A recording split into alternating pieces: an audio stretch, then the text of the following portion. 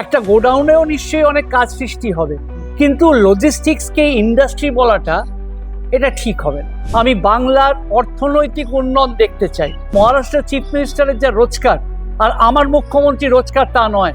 ভারতবর্ষ কিন্তু প্রোগ্রেসিভ ইকোনমির মধ্যে একটা। চায়না ইনোভেট করছে অন্য লেভেলে, আর আমার ইনোভেশন হচ্ছে কি করে 15 মিনিটে খাবারটা পৌঁছবো।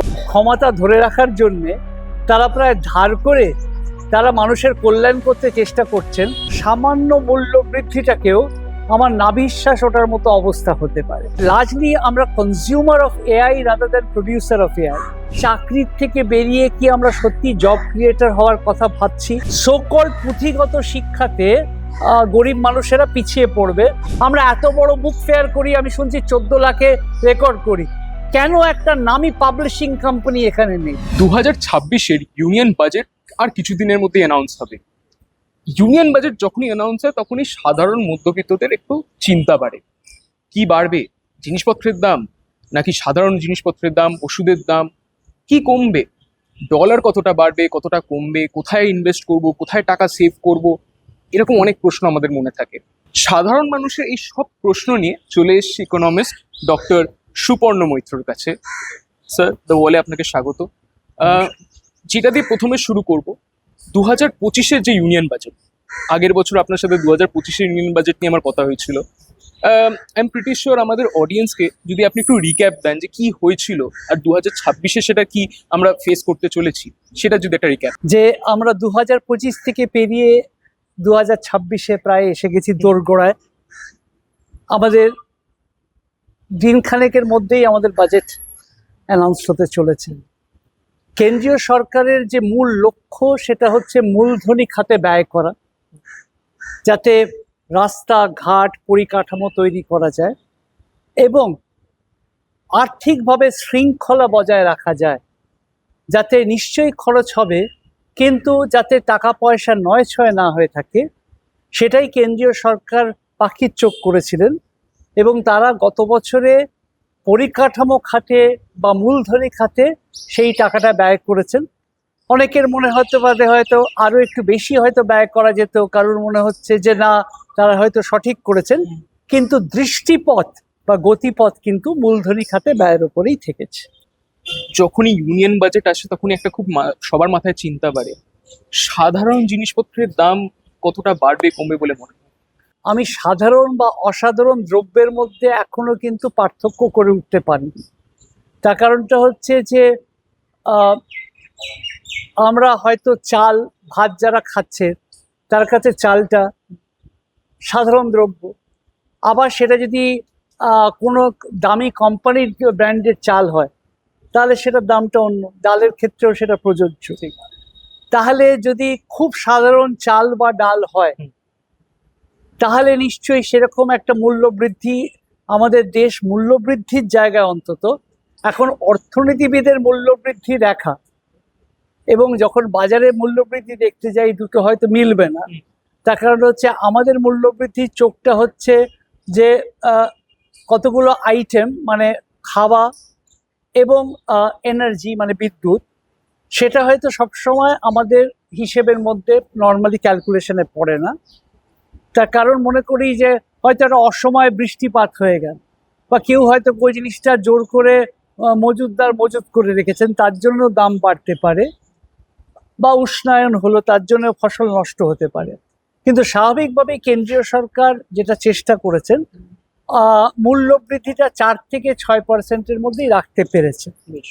আশা করা যাবে যে সাধারণ জিনিসের দামটা, যেটা মানুষ খেয়ে পরে বেঁচে থাকার জায়গাটা, সেটা নিয়ন্ত্রণের মধ্যে থাকবেন। সেটা দেখারও দুটো দৃষ্টিভঙ্গি আছে।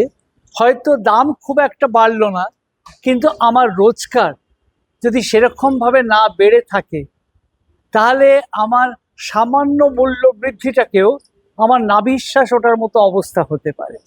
সুতরাং যদি আমার রোজগারটা একটু সামঞ্জস্য মেনে চলে তাহলে আশা করি আমাদের কারোরই এই যে মূল্য বৃদ্ধি হয়তো স্বাভাবিক প্রক্রিয়ায় হবে, তাতে অত অসুবিধে হয়ে উচিত নয় বলেই আমার সম্মুখ ধারণা। আপনি রোজগারের প্রসঙ্গটা টানলেন, এটা নিয়ে আমি পরে আবার ফেরত আসবো।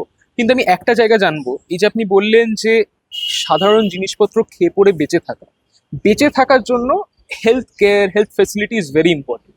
আমরা গত বছর দেখেছি যে 36 খানা লাইফ সেভিং ড্রাগের ওপর থেকে অনেকটা দাম কমানো হয়েছে, অনেকটা প্রাইস রিল্যাক্সেশন হয়েছে। হেলথ ইন্স্যুরেন্সের ওপরেও অনেক বেনিফিটস দেওয়া হচ্ছে। আমি কিছুদিন আগেই, বাজেট বেরোনোর কিছুদিন আগেই কিছু পাবলিক ওপিনিয়ন কালেক্ট করছিলাম, লোকেদের কি মতামত। তারা বলছে যে এই যে হেলথ সেক্টরে যেখানে আমি হসপিটালে যাচ্ছি, বা আরো যেসব ড্রাগসগুলো, সেগুলো শুধু লাইফ সেভিং ড্রাগ না হলেও অন্য যে বেশি যে বাকি যে ওষুধগুলো আছে, এই সব কিছুর দাম কমানোর জন্য দাম কমালে খুব ভালো হয়, কি বলবো? খুবই ভালো প্রশ্ন। হুম। আহ, ব্যাপারটা হচ্ছে প্রশ্নটা বা চাহিদাটা যতটাই বাস্তবিক হয়ে থাকুক, আহ, এটাকে বাস্তবায়নের পক্ষে অনেকগুলো বাধা থাকে। বাধাটা কি? প্রথম কথা হচ্ছে, ভারতবর্ষ যদি আমি দেখি ৭৮ বছর স্বাধীনতা পশ্চাৎ, আমরা আমরা কি সত্যি, আমরা হয়তো এখানে ওষুধের কারখানা তৈরি হয়েছে হয়তো, কিন্তু আমার কাছে কি সত্যি সেই প্যাটেন্ট আছে ড্রাগের? হয়তো নেই। তার কারণ একটা ড্রাগ তৈরি করতে যে পরিমাণ পুঁজি বিনিয়োগ লাগে, রিসার্চ অ্যান্ড ডেভেলপমেন্ট বা সেটার প্যাটেন্ট, সেটাই যদি আমাদের দেশে না থাকে, আমরা যদি মূলত সেরম ড্রাগ ফর্মুলেশনের ক্ষেত্রে কাজ না করে থাকি, হয়তো হ্যাঁ, হয়তো একটু ফ্যাক্টরি তৈরি হয়েছে, বাট তার প্যাটেন্ট আমাদের কাছে নেই, হয়তো এদেশে তৈরি হচ্ছে, তাহলে আমরা কি করে সেটার দাম কমাবো? আমাদের হাতেই সেটা নেই। কিন্তু তা সত্ত্বেও কতগুলো লাইফ সেভিং ড্রাগস সরকার তার নিজের কন্ট্রিবিউশন হয়তো করেন, যে কতগুলো একদম বেঁচে থাকার যে ওষুধগুলো আমরা স্টেন্টের ক্ষেত্রে দেখেছি, স্টেন্টের ক্ষেত্রে সরকার এসে সাহায্য করেছেন, বা কিছু কিছু জীবনদায়ী ওষুধ সেটার ক্ষেত্রে সাহায্য করেছেন। কিন্তু এই বাস্তবিক সমস্যাটা থেকেই যাবে, বিকজ আমরা তো ওটার প্রস্তুতকর্তা নই, আমার কাছে প্যাটেন্টও নেই। তাহলে যদি আমি জিনিসটা নাই মালিকানা থাকে, ওই রয়্যালটি বা লাইসেন্স ভ্যালু সে তো আমাকে তো দিতেই হবে। আমি এই পেটেন্টের বিষয়ে একটা জিনিস আমি জানতে চাইবো, সেটা হচ্ছে, আমি যতদূর জানি যে বিদেশের কিছু ওষুধ থাকে যেগুলো বাইরের দেশে আরো চড়া দামে সেগুলো বিক্রি হয়, কিন্তু ভারতবর্ষের মতো কিছু দেশের কাছে একটা আলাদাই পেটেন্ট সিস্টেম থাকে, যেখানে ওরাই সেই ওষুধগুলোকে আরো কম দামে ওরাকে হ্যাঁ, প্রথম কথা হচ্ছে যে প্রত্যেকটা দেশ হয়তো সেটা করতে পারেন যে ওই দেশের যে রোজগার আছে বা যা কিছু আছে, সেখানে ওষুধ যদি এতই দাম হয়ে যায়, যেখানে বিষটা আমার ওষুধের থেকে অনেক বেশি দাম হয়ে যায়, তাহলে মানুষ কিন্তু বিষ কেনাটাই শ্রেয় বলে মনে করবেন, ওষুধ কিনতে পারবেন না। সুতরাং সেই দেশের কথা চিন্তা করে এমন একটা দাম হয়তো তারা চেষ্টা করবেন, এবং সরকারও তার নিজস্ব যে কর ব্যবস্থা সেখান থেকেও তারা সেখানে চেষ্টা করবেন যে মানুষের কাছে যাতে তাদের অনুযায়ী তারা সেই টাকাটা দিয়ে করতে পারেন। কিন্তু যতক্ষণ না আমরা মৌলিক পরিবর্তন আমাদের হবে, এই যে ইন্ডিয়া ইউএফটিএ হলো, ঠিক, আমরা এখান থেকে লেবার ইন্টেন্সিভ বা শ্রমনিবিড় শিল্পের যে উৎপাদিত দ্রব্য, সেগুলো আমরা রপ্তানি করব, আর আমদানি করব কোথায়? যেটা মূলধনী খাতে যে জিনিস তৈরি হয়েছে, মানে মেশিনস, ক্যাপিটাল গুডস, সেটা ওরা করবে। তার কারণ ভারতবর্ষ ক্যাপিটাল গুডস তৈরি করতে পারেনি, তার কাছে সেই নো হাউ নেই, সে সেই R&Dতে ইনভেস্ট করেনি, সে সেটা করতে পারবে না। সুতরাং আমরা যেরকম লেবার এক্সপোর্ট করতে পারি, হয়তো ব্লু কলার বা হোয়াইট কলার, মানে একটি গাড়ি চালকও এক্সপোর্ট করতে পারি, আবার হিউজ লেভেলের রকেট সায়েন্টিস্ট বা সফটওয়্যার ইঞ্জিনিয়ারও করতে পারি, কিন্তু আমরা তো সেরকমভাবে প্রোডাক্ট কিছু করিনি করার জন্যে। তাহলে যতক্ষণ না আমার সেই জায়গাতে ফান্ডামেন্টাল চেঞ্জ না আসছে, যদি এখন থেকে আসে আরো 100 বছর পরে আমরা সেই জায়গায় যাব। সো এটা থিওরিটিক্যাল পসিবিলিটি হলেও কতটা প্রবাবিলিটি জায়গায় দাঁড়াবে, এই প্রশ্নটা সবসময় থাকবে। আপনি এই যে কথাটা বললেন যে আমরা ব্লু কলার হোক, হোয়াইট কলার হোক, আমরা এরকম ওয়ার্কার্স আমরা বাইরের দেশে আমরা দিচ্ছিও হচ্ছেও, এটা brain drain is a big problem. It's not a brain drain, is not a issue. প্রথম কথা হচ্ছে না, but why do you think, মানে এটা কি ইনফ্রাস্ট্রাকচারের? প্রথম কথা হচ্ছে যে আমরা যদি হয়তো অনেক ভালো ভালো ছেলেমেয়েরা এখান থেকে চলে যাচ্ছেন, আমরা হয়তো সেরকম কাজের সুযোগ মানে শুধু অর্থ নয়, আমরা যদি আজকে 5টা নোবেল জয়ী ছেলে 5টা নোবেল জয়ীর পরিবেশেই কাজ করতে চাই, আমরা যদি সেরকম একটা পরিবেশ সৃষ্টি করতে পারতাম যেখানে উদ্ভাবনী শক্তিকে শ্রদ্ধা বা সম্মান জানানো হচ্ছে, তাহলে সেই মানুষগুলো তারা এখানে পরিবেশ পেয়ে থাকতে পারতেন।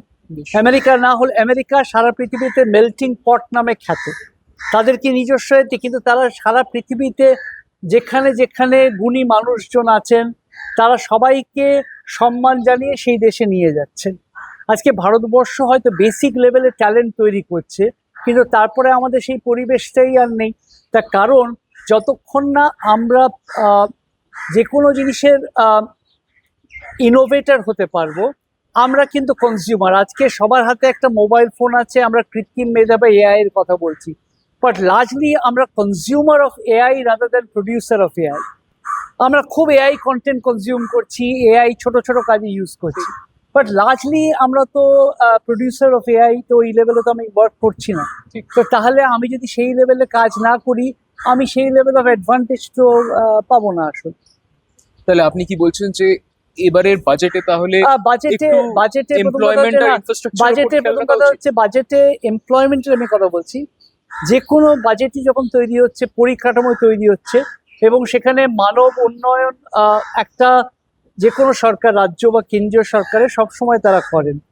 এবং আমি হয়তো টাকা খরচা করলাম, এবং স্টার্ট আপ প্রকল্পের ওপরেও যথেষ্ট start up India, stand up India আছে, কিন্তু আমার ভারতবর্ষে আমাদের ছেলে মেয়েদেরকে সেই রকম একটা পরিবেশ সৃষ্টি করা, বা আমাদের আজকে আমরা চাকরির থেকে বেরিয়ে কি আমরা সত্যি জব ক্রিয়েটর হওয়ার কথা ভাবছি, আমাদের মননের মধ্যেও পরিবর্তন আসতে হবে।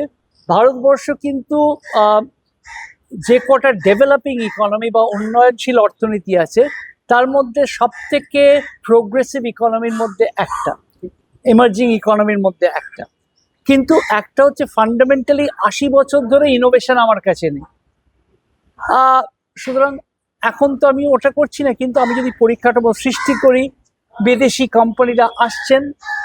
কোম্পানিরা আসছেন, ভারতবর্ষের ছেলেমেয়েরা যেরকমভাবে আইপিএলে আমরা 4টে ফরেন প্লেয়ারের সাথে একটা লোকাল প্লেয়ার খেলছে হয়তো, সুতরাং আজকে একটা ডেভেন কনওয়ের সাথে আজকে একটা অন্য বাচ্চা প্লেয়ারও হয়তো ডেভেন কনওয়ের সাথে ড্রেসিং রুম শেয়ার করছে, তাহলে ডেভেন কনওয়ের যে সারা পৃথিবীর এক্সপিরিয়েন্স এই বাচ্চা ছেলেটা পাচ্ছে, তাহলে যদি আমি 4টে ওই রকম একটা লেভেল অফ কোম্পানি যদি এখানে নিয়ে আসতে পারি, করে এখানকার কোম্পানির সাথে যদি করা, আজকে আমাদের মন্ত্রী পীযূষ গোয়েল একটা সত্যি কথা বলেছিলেন, আমাদের এখানকার কোম্পানির লোকেরা সবাই রেগে গেল। কাউকে আমি ছোট করতে চাই না, কিন্তু আমাদের এখানে আমরা 10 মিনিটে খাবার ডেলিভারি, 20 মিনিটে অনেকগুলো গাড়ি পেয়ে যাওয়ার কোম্পানির নাম বলছি না, আমরা কনভিনিয়েন্সে কাজ করেছি, বাট চায়না ইনোভেট করছে অন্য লেভেলে, আর আমার ইনোভেশন হচ্ছে কি করে 15 মিনিটে খাবারটা পৌঁছবো। হ্যাঁ, আমিও 15 মিনিটে খাবারটা, হঠাৎ রসগোল্লা 15 মিনিটে পেয়ে আমিও খুশি, 20 মিনিটে গাড়িটা পেয়ে আমিও খুশি, কিন্তু তার থেকে সত্যিই কি আমি ইনোভেশনের কথায় ভাবতে পারছি? আমাদের কোম্পানিগুলো হয়তো প্রচুর টাকা রোজগার করছে, আমাদের বিজ্ঞাপনও হচ্ছে ইউনিকর্ন তৈরি করছি, কিন্তু ইউনিকর্ন বা জিডিপি প্রচণ্ড বেড়ে গেল, 4th লার্জেস্ট ইকোনমি হয়ে গেছি, 2003 বিশ্ব অর্থনীতি হব, তাতেও কি এই যে অসাম্য আছে সেটা কি দূর হবে? অসাম্যটা দূর হবে না। তার কারণ যত বেশি স্কিল বেসড পৃথিবী হবে, সেখানে গরিব মানুষ তার সুযোগও যেরকম বাড়ছে, সকল পুঁথিগত শিক্ষাতে গরিব মানুষেরা পিছিয়ে পড়বে, তার কারণ তারা সরকারকে মনে করেন অ্যাজ জব প্রোভাইডার। সুতরাং এই মানসিকতাটা আমার বাড়ির থেকে চেঞ্জ হতে হবে, সরকারকে সেরকম সহায়ক পরিবেশ সৃষ্টি করতে হবে। আমি এই কথাটা শুনে আমার খুব খুব ভালো লাগলো, কিন্তু আমি যেহেতু ফার্স্টে বললাম যে এমপ্লয়মেন্ট নিয়ে একটা জায়গাতে ফেরত আসবো, আমি একটা জায়গা বুঝতে চাই, সেটা হচ্ছে যে গভর্নমেন্ট ওয়েলফেয়ারের জন্য ডোল দেয়, ফ্রিবিজ দেয়, সেটা হোক 1000 টাকা করে দেওয়া হোক বা 1 লাখ টাকা করে দেওয়া হোক, যে সে বাড়ি বানাতে পারবে। বাট ডোন্ট ইউ থিঙ্ক যে এই একটা মানুষকে যদি আমি চাকরি প্রোভাইড করি, সে যদি বছরে 30,000 বা সে যদি মাসে 30,000 টাকা বা 40,000 টাকা করে কামায়, সে 2-3 বছর বাদে নিজেই একটা 3 লাখ টাকা দিয়ে বাড়ি নিজেই বানিয়ে নিতে পারবে, তার আর কারোর হেল্প লাগবে না। So on a larger map, আমি যখন এটাকে বড় পার্সপেক্টিভে দেখছি, তখন ডোন্ট ইউ থিঙ্ক যে ইনস্টেড অফ গিভিং, কারণ বাজেটের একটা বড় অংশ, বাজেটের টাকার এই বাজেটের বড় একটা অংশ কিন্তু এই ডোল দিতে বা এই ফ্রিবিজ দিতে বেরিয়ে যায়, ডোন্ট ইউ থিঙ্ক এমপ্লয়মেন্টের মধ্যে আরো ফোকাস করা উচিত? খুবই ভালো প্রশ্ন, আমি উত্তরটা দিই। প্রথম কথা হচ্ছে এই যে ইংরেজিতে ফ্রিবি, বাংলায় দান খয়রাতি, হিন্দিতে রেবড়ি। এখন আমাদের দেশের সব থেকে উঁচু আদালত সুপ্রিম কোর্ট অফ ইন্ডিয়া, তারাও কিন্তু ফ্রিবির একটা সংজ্ঞা তৈরি করে উঠতে পারেন। সাধারণ মানুষ, তাদের ভারতবর্ষের যে অর্থ তাদের কোষাগারে যাচ্ছে, সেই টাকার উপরে তাদেরও অধিকার আছে। যেরকম একটা পুঁজিপতির অধিকার আছে সাধারণ মানুষের টাকা নিয়ে ব্যবসায় ফেল করার, সেই রকম যে গরিব মানুষটা পণ্য বা পরিষেবা করে দিয়ে পাউরুটিটা কিনছে, তারও কিছুটা টাকা পাওয়ার অধিকার আছে। সেখানে কোনো আমার বিরোধ নেই। আমার বিরোধ হচ্ছে সেই সব সরকারের প্রতি যারা দেউলে হয়ে গিয়ে এই টাকাটা দিচ্ছে। তারা যদি নিজের রোজগারটা বা শিল্পায়নও করেন, সাথে সাথে তারা কল্যাণকর যোজনা তৈরি করেন, তাতে অসুবিধে নেই। কিন্তু তারা যদি শুধুমাত্র তাদের ক্ষমতা ধরে রাখার জন্যে তারা প্রায় ধার করে তারা মানুষের কল্যাণ করতে চেষ্টা করছেন, এটা অর্থনীতিবিদ হিসেবে আমি মনে করি যে সঠিক নয়। এক। দুই হচ্ছে চাকরির যে ব্যাপারটা, চাকরি শব্দটা আস্তে আস্তে একটা বিলুপ্ত প্রজাতি হয়ে যাবে।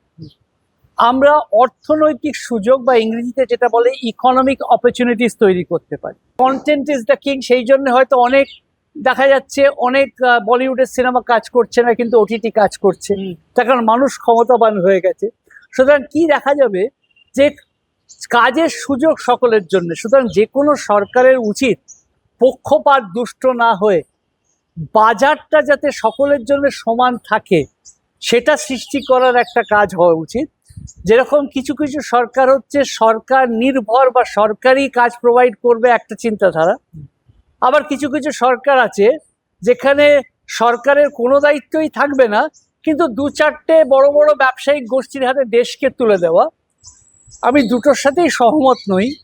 আমি মনে করি সরকারের দায়িত্ব হচ্ছে সহায়ক পরিবেশ সৃষ্টি করা এবং সেবা একটা মাঠ তৈরি করা যাতে সবাই খেলতে পারবে, আবার রুলসগুলোও ঠিক করে তৈরি করা বা আম্পায়ার তৈরি করা, এবং প্রত্যন্ত জেলার বা প্রান্তিক মানুষের ওই যে ছোট ছেলেমেয়েটিও, যেমন তিলক ভার্মা বা অজিঙ্ক্য রাহানে বা যশস্বী জয়সওয়াল বা রিঙ্কু সিং, সাথে অন্য কোনো বড়লোকের ছেলে যাতে কোনো অসুবিধে না হয়, তার ব্যাট বা বল যাতে কথা বলে, সেই রকম একটা পরিবেশ যেরকম আইপিএল সৃষ্টি করতে পেরেছে, ভারত সরকারের সেরকমই একটা পরিবেশ সৃষ্টি করা উচিত যেখানে তার বাবার নাম কি, তার বাবার কত অর্থ আছে, তার বাবার কত গাড়ি আছে, পরিচয় নয়। পরিচয়টা দেশের সার্থকতা হচ্ছে তখন, এবং যেটা আমাদের সংবিধান বারবারই বলছে, রাইট টু ইকুয়ালিটি, যেটা 14-19 সেটা গ্যারেন্টিড। এবং আমরা মাঝে মাঝে ইকুয়ালিটি এবং ইকুইটি গুলিয়ে ফেলি। ইকুয়ালিটি মানে হচ্ছে যে আমি সকলকেই একটা 4 ফিটের একটা স্টুল দেবো দাঁড়ানোর জন্য, কিন্তু যদি কারুর হাইট 6 ফিট হয়, 4 ফিটের স্টুলে দাঁড়ালে তার হাইট 10 ফিট, আর কারুর হাইট যদি 4 ফিট হয়, সে 4 ফিটে দাঁড়ালে তার 8 ফিট। সরকারের দৃষ্টি নয়, সরকার কিন্তু সকলেই 4 ফিট করে দিয়েছে। আর কিছু দর্শনবোধ হয়তো রাজনীতির থাকতে পারে সাম্যবোধ আনার, তো তারা হয়তো মনে করছেন যে 4 ফুটকে 6 ফিটের স্টুল দেওয়া বা 6 ফিটের লোকটাকে 2 ফিটের স্টুল দেওয়া। এখন স্বাভাবিকভাবে সেটারও একটা লার্জার কোয়েশ্চেন হতে পারে যে 6 ফিট মানে যদি মেধাটাকে ইকুইভ্যালেন্ট ধরি, তার মানে কি মেধাটাকে কেড়ে নিয়ে স্বল্প মেধার মানুষটাকে সমপর্যায়ে দেওয়া, এটা একটা পরের দিনে একটা বড় ডিবেট হতে পারে। কিন্তু যে কোনো সরকারের দায়িত্ব হচ্ছে সেরকম একটা পরিবেশ সৃষ্টি করা। আমার দেশের ইন্ডাস্ট্রিকে নিশ্চয়ই প্রোটেক্ট করা উচিত, কিন্তু দেশের ইন্ডাস্ট্রিকে প্রোটেক্ট করতে গিয়ে দেশের কনজিউমারদের ইন্টারেস্টটা কম্প্রোমাইজ করাতে আমি বিশ্বাসী নই। আচ্ছা, যদি এরকম হয় যে আমরা নিজেদের প্লেইং ফিল্ডটাকে যদি নিজেদের মতো করে বানাতে পারি, তার জন্য যদি নিজেদের কিছু সেভিংস করতে লাগে, আমরা পারবো না আসলে বানাতে। তার কারণ আমরা এতটাই কনজিউমারিজমে ঢুকে গেছি, আর কসমেটিক বিউটিকে এত অ্যাপ্রিসিয়েট করতে শুরু করেছি যে অ্যানাটমিক আলোচনাগুলো বন্ধ করে দিয়েছি। আমরা ঝাঁ চকচকে মল তৈরি করেছি, আরো চোখ ধাঁধানো আলো তৈরি করেছি, আলো রোশনাই তৈরি করেছি, কিন্তু আসল উন্নয়ন বলতে যে জিনিসগুলো, আমি এগুলোর বিপক্ষে কিন্তু একটারও নই। কিন্তু আমরা যদি দেখি, আমরা যদি একটা মলে যাই, সেখানে আমি ভারতবর্ষের ফান্ডামেন্টাল জায়গায় সেই কনজিউমার গুডসের মধ্যেও আজকে আমি বলছি যে কোনো একটা জায়গায় আমি একটা আজকে আনন্দপুরে একটা গোডাউন পুড়ে গেল, ঠিক। আমরা বলছি শিল্প, সেটা একটা গোডাউন ছিল, সেটা লজিস্টিক্স। আমি যদি বলি কালকে ফ্লিপকার্ট আসছে বা অ্যামাজন এখানে একটা গোডাউন তৈরি করছে, আমি কোনো সরকারের এগেনস্টে কথা বলছি না, আমি শুধু জানতে চাইছি একটা গোডাউনেও নিশ্চয়ই অনেক কাজ সৃষ্টি হবে, কিন্তু লজিস্টিক্সকে ইন্ডাস্ট্রি বলাটা এটা ঠিক হবে না, রাইট? সুতরাং আজকে মল নিশ্চয়ই মলে আছে, কিন্তু সেটা যদি না করে আজকে আমি ৭৮ লক্ষ সাইকেল, আমাদের মুখ্যমন্ত্রী, আমার তো মুখ্যমন্ত্রীর ওপরে প্রচন্ড রাগ হয়, এবং আমি সেটা মুখ্যমন্ত্রীকে বলেও ছিলাম যখন ওনার সাথে কাজ করেছি, যে আপনি কেন ছোটবেলায় ছিলেন না আমার মুখ্যমন্ত্রী হিসেবে। আমার বাবা আমাকে বলতো পরীক্ষায় ফার্স্ট হতে হবে, পরীক্ষায় ফার্স্ট হলে সাইকেল দেবেন। আপনি কাউকে বলেননি কোনো পরীক্ষায় ফার্স্ট হতে হবে, আপনি সকলকে সাইকেল দিয়েছেন। এই জন্য আমার আপনার উপরে রাগ হচ্ছে যে আপনি তখন কেন আমার মুখ্যমন্ত্রী ছিলেন না, আমি ওনাকে বলেছিলাম।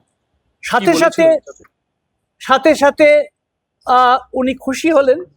সাথে সাথে আমি একটা কথা বলেছি, এবং আমি তো সেটা পাবলিকলি বলছি, আমি ওনাকে বলেছিলাম যে দিদি, আপনি প্রায় ৭৮ লক্ষ সাইকেল কিনে মানুষের মধ্যে দেন, কিন্তু আপনি যদি যে কোনো একটা বড় সাইকেল প্রস্তুতকর্তাকে এখানে বলতেন যে দেখো বাবু, ৭৮ লক্ষ ক্যাপটিভ সাইকেল আমি কিনছি আমার এখানকার মেয়েদের দেওয়ার জন্য, তুমি বাবু এইখানে একটা যে কোনো জেলায় আমি তোমাকে জায়গা দিচ্ছি, তুমি এখানে ফ্যাক্টরি লাগাও।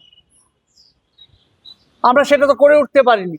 তাহলে আমরা সাইকেল তৈরি করেছি, সাইকেলের পাংচার ঠিক করার লোক সৃষ্টি হচ্ছে, কিন্তু যে কাজ এখানে সৃষ্টি হতো সেই কাজটা সৃষ্টি হচ্ছে না। সেই জন্যে আমি কোনো রাজনীতি করি না, কিন্তু আমি বাংলায় জন্মেছি, বাংলায় মরব, সেই জন্যে আমার বাংলায় একটা স্টেক আছে। এবং যে কোনো মুখ্যমন্ত্রী কালকে উনি আবার মুখ্যমন্ত্রী হিসেবে ফিরে আসুন, কি যে কোনো রাজ্যের মুখ্যমন্ত্রী তৈরি হোক, আমি বাংলার অর্থনৈতিক উন্নয়ন দেখতে চাই। এখানে শুধুমাত্র আমরা সব জায়গায় হয়তো মহারাষ্ট্রের চিফ মিনিস্টার হয়তো টাকা দিচ্ছেন, কর্ণাটকের চিফ মিনিস্টার টাকা দিচ্ছেন, কিন্তু মহারাষ্ট্রের চিফ মিনিস্টারের যা রোজগার আর আমার মুখ্যমন্ত্রী রোজগার তা নয়। আমার মুখ্যমন্ত্রীকে কালকে ধার করে লোকের জন্য কল্যাণকর যোজনা করতে হবে। আমি মুখ্যমন্ত্রীকে কুর্নিশ জানাই যে উনি প্রত্যেকের জন্য চিন্তা করে কাজ করেছেন, যেটা জয়ললিতা করেছেন, এমজিআর এর কথা ওইখান থেকে আসা উনি করেছেন। কিন্তু আমাদের দান গ্রহীতার সমাজ হিসেবেও কিন্তু পশ্চিমবঙ্গ রূপান্তরিত হয়েছে, সেটা আমার একটা সমস্যার জায়গা। আর দ্বিতীয় কথা হচ্ছে, কল্যাণকর যোজনার সাথে শিল্পের কোনো বিরোধ নেই, কিন্তু শিল্প বাদ দিয়ে শুধু কল্যাণকর যোজনা হবে। নিশ্চয়ই পশ্চিমবঙ্গের রাস্তাঘাট আলো নিশ্চয়ই উন্নয়ন হয়েছে, কিন্তু সত্যিই কি আজকে আমি গুজরাট হতে পেরেছি? না। আমি কি গুজরাট হতে চাই? আমাদের একজন কবি বলে উঠলেন, ভাগ্যিস আমি গুজরাট হয়ে যাইনি, আমি কবির মতো অত সাহিত্য জানি না। কিন্তু আমি যেরকম কবির মতো সাহিত্য জানি না, কবিও আমার মতো একটু অর্থনীতি জানলে বোধহয় কবিরও ভালো হতো, কেন কবিকে অর্থনীতি বাঁচিয়ে রেখেছেন, ওর সাহিত্য হয়তো আমাকে অতটা বাঁচিয়ে রাখেননি। সাহিত্যটা আমার জীবন দর্শন, আমাকে বাঁচতে সাহায্য করে, ওর সাহিত্য আমার নিঃশ্বাস, কিন্তু অর্থনীতি কিন্তু ওনার সংসারটা চালায়। সুতরাং উনি যখন বলছেন যে যে এই দেশটা এখনো গুজরাট হয়ে যায়নি, আমি গুজরাটে কোনো রাজনৈতিক দলের কথা বলছি না, কিন্তু গুজরাট, পুনে, গুজরাট হওয়ার দরকার নেই, তামিলনাড়ুও তো হলে পারি, কেরালা হলেও তো পারছি না। তো কেন পারছি না? তার কারণ ওইটা আমাদের পাখির চোখ নয়, তার কারণ আমরা যদি ডিনায়াল মোডে থাকি, এখানে যাতে আরো বেশি কর্মসংস্থান সৃষ্টি হয়। পশ্চিমবঙ্গের মতো এত শস্য শ্যামলা জায়গা কোথাও নেই, আমাদের মাটিতে 3 বার ফসল হতে পারে। আমার গুজরাটের মতো ওই রকম নয় যে নোনতা মাটি যেখানে করেছে, কিন্তু সেই নোনতা মাটিতেও তো সে আমের চাষ করিয়ে আমের আচার তৈরি করে আমার এখানে পাঠাচ্ছে। তাহলে আমি সেই রকম শিল্প কেন চিন্তা করতে পারছি না? আমরা এত বড় বুক ফেয়ার করি, আমি শুনছি 14 লাখে রেকর্ড করি, কেন একটা নামি পাবলিশিং কোম্পানি এখানে নেই? আমি ডিজনির মতো একটা কোম্পানি কেন তৈরি করতে পারছি না, একটা ছোট নিকো পার্ক তৈরি এটা করে এটা রেখেছি? ডেফিনেটলি ভাববার বিষয়, কারণ সো অ্যানালিটিক্সে কেন নেই? সুতরাং এটা আমি ক্রিটিক্যাল নই, কোনো সরকারেরও ক্রিটিক্যাল নই, বাট আমরা এজ আ বাঙালি আমি এটা আমাদের সত্যি সঠিক ভাববার- মূল্যায়নের এটা ভাববার জায়গা, অবশ্যই এটা একটা ভাববার জায়গা। আমরা এরকম কন্টেন্ট বারবার আপনাদের সামনে আনি যাতে সাধারণ মানুষ, আমি আপনার মতো সাধারণ মানুষ সবকিছু বুঝতে পারি। বাজেটে কি হতে চলেছে সেটা তো 1 ফেব্রুয়ারি বোঝা যাবে। আর এরকম আরো কন্টেন্ট দেখতে হলে চোখ রাখুন দ্য ওয়াল নিউজে, কারণ খবর এখন এখানে। ক্যামেরায় শুভমের সাথে আমি Soumyadeep, The Wall News, Kolkata.